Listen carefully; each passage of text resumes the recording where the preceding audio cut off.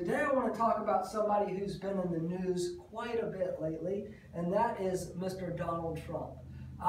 Donald Trump is obviously a very wealthy person, but the question is, how much wealth could he have potentially had, maybe if he did something different? Maybe if he wasn't in the real estate business, in the casino business, and in the the marketing of the Trump brand business. What if he had just taken all the money he had inherited from his father, Fred Trump, who was a real estate mogul in New York as well, in Brooklyn, and just put that money in an S&P 500 mutual fund? What kind of return, what kind of net worth would Donald Trump have?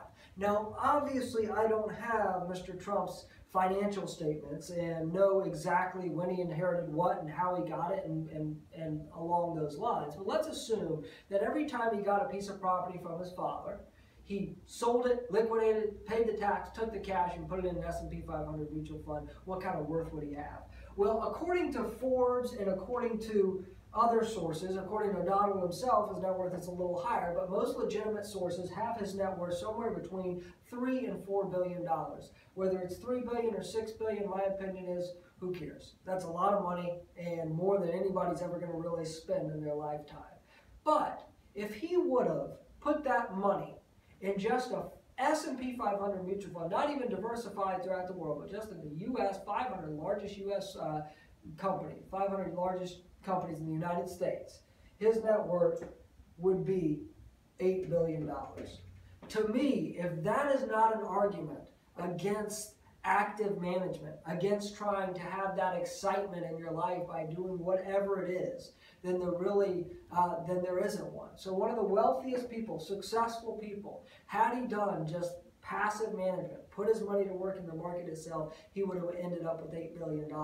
Now, what do you have to go through to achieve this return over the last 30, 40 years that he would have probably started inheriting wealth from his father? A lot. You'd have to be disciplined in the down markets. You'd have to stay the course when things looked very bad in 2009, at the beginning of 2009, in the 1970s, and the market crash in 1987. There's a lot that you would have had to stomach, but no more than Mr. Trump himself had to stomach.